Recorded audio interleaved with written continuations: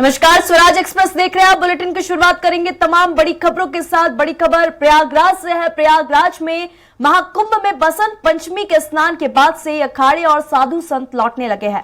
सबसे पहले धीरे धीरे कुंभ से नागा सन्यासी और साधु संत काशी अपने अपने मठों की ओर लौटने लगे हैं। इसी को लेकर निर्मोही अखाड़े के ब्रह्मांड गुरु से खास बातचीत की हमारे संवाददाता पवन सिंह ने।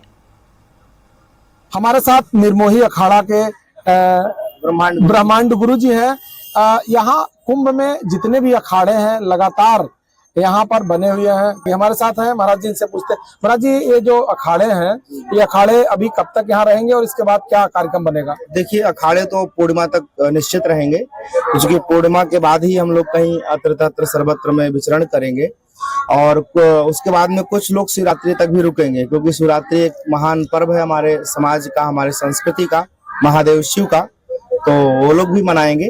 और कुछ लोग जिनको जाना है, जिनके आश्रम है, मठ मंदिर है या कुछ रिस्पॉन्सिबिलिटीज है लोगों को, जाएंगे और जाना भी चाहिए, क्योंकि धीरे धीरे यहाँ प्रयागराज की भूमि को खाली करना भी जरूरी है, क्योंकि आना है तो जाना है, ये समाज की प्रक्रिया है। तो ये सब विधाएं चलती रहेंगी और ये भी रुकना इसलिए भी जरूरी, क्योंकि देखो शुरू में लोग कम आते हैं। जैसे हम लोग यहाँ 9 नवंबर से सेवा दे रहे हैं। 9 नवंबर से मेरा अन्न क्षेत्र चल रहा है, आगंतुकों के लिए प्रवास का प्रबंधन है और नित्य सत्संग का कार्यक्रम होता है। उस समय बहुत कम लोग थे। बीच में यानी 9 नवंबर के बाद दिसंबर आया, जनवरी में काफी लोग आ गए, मेला भर गया, इतने पब्लिक आ गए कि आप देख रहे हैं लोग चलना मुश्किल है। फिर अभी तुरंत लोग भग जाएंगे बसंत पंचमी वालों, कुछ लोग चले गए, कुछ पूर्णिमा को भी चले जाएंगे। तो उसके बाद में सेवा देगा कौन? लोगों को पानी कौन पिलाएगा, चाय कौन देगा, भोजन कौन देगा, विश्राम की व्यवस्था कौन करेगा, अगर सभी चले जाएंगे? इसलिए हमारे कुछ संत रुकेंगे और मैं स्वयं रुकूंगा। इस समय पिछले 4 दिन से प्रयाग के तरफ आने वाले सभी रास्ते जाम के शिकार हुए हैं। तो इसमें क्या आपके भी शिष्य फंसे हैं या इसके बारे में क्या जानकारी है, क्या अपडेट? देखिए, शिष्य तो क्या है, पूरा भारत ही मेरा परिवार है और पूरा विश्व ही मेरा समाज है।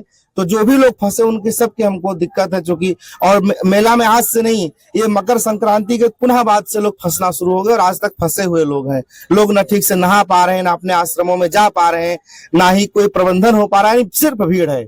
और ये भी एक बहुत बड़ा चमत्कार है कि बिना बुलाए अगर इतने लोग आ जाएं तो ये देखना चाहिए दुनिया में कोई ऐसी भी संस्कृति है जहाँ इतने लोग हैं, मरने को लोग तैयार हैं, उनको पता है यहाँ घटना हुई है, लेकिन भीड़ कम नहीं हो रही। ये सनातन की ताकत है। महाकुंभ के लिए गुरु जी हमारे चैनल के माध्यम से क्या संदेश देना चाहेंगे लोगों को? देखिए, महाकुंभ हमारी अटूट व्यवस्था है। देखिए, दुनिया में जितनी भी परंपराएं हैं, चाहे मोहम्मद का इस्लाम हो, चाहे यीशु मसीह का क्रिश्चियन धर्म हो, सब कहीं ना कहीं खंडित विखंडित हुआ, लेकिन सनातन धर्म का यह अनादि परंपरा है। प्रथम बार हमने बहुत विलंब से स्नान किया, प्रथम बार ऐसा हुआ, क्योंकि हमारे मुखिया भी योगी जी हैं, मोदी जी भी धर्म कर्म को मानने वाले हैं और हमारी जो हमारे श्रद्धालु हैं उनको तकलीफ हुई। नहीं तो इस इतिना भूतो न भविष्यति, आज तक हमने कभी विलंब से स्नान किया ही नहीं था। शाही स्नान इन मौनी अमावस्या का जो प्रमुख स्नान होता है भक्ति परंपरा का, क्योंकि 3 स्नान होते हैं। त्रिवेणी का स्नान है, भक्ति ज्ञान और कर्म की त्रिवेणी है। भक्ति अर्थात जो है गंगा जी, कर्म अर्थात यमुना जी यानी सूर्य भगवान की जो पुत्री है, कर्म की अधिष्ठात्री देवी है, और ज्ञान अर्थात भगवती सरस्वती।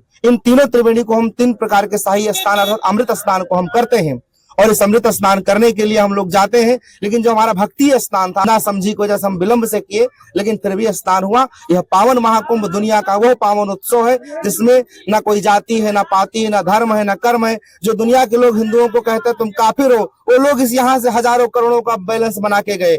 उनके लेबर हैं, उनके दुकानदार हैं, उनके ड्राइवर हैं, उनके होटल मालिक हैं, सारे मुस्लिम हो, क्रिश्चियन हो, बौद्धिज्म हो, जो बौद्ध दुनिया के सारे लोग जो धर्म को भी नहीं मानते, वो लोग इस मेले में आके पंगत प्रसादी पाके गए हैं। इससे बड़ा विश्व का कोई भी संदेश नहीं हो सकता है। इसीलिए ये महाकुंभ ही महायुग के परिवर्तन का मार्ग है और आज से 2025 से ही ये महाकुंभ से पूरी दुनिया में परिवर्तन आएगा। अहिंसा के मार्ग को लोग अपनाएंगे और सबको मिलजुल के साथ में रहना, ये महाकुंभ संदेश देता है। जी, गुरु जी ने महाकुंभ के लिए एक बड़ा संदेश दिया है। इससे दुनिया को सबक लेना चाहिए, क्योंकि दुनिया की 1/4 जो आबादी है उस महाकुंभ में इस बार डुबकी लगाई और समाई हुई है।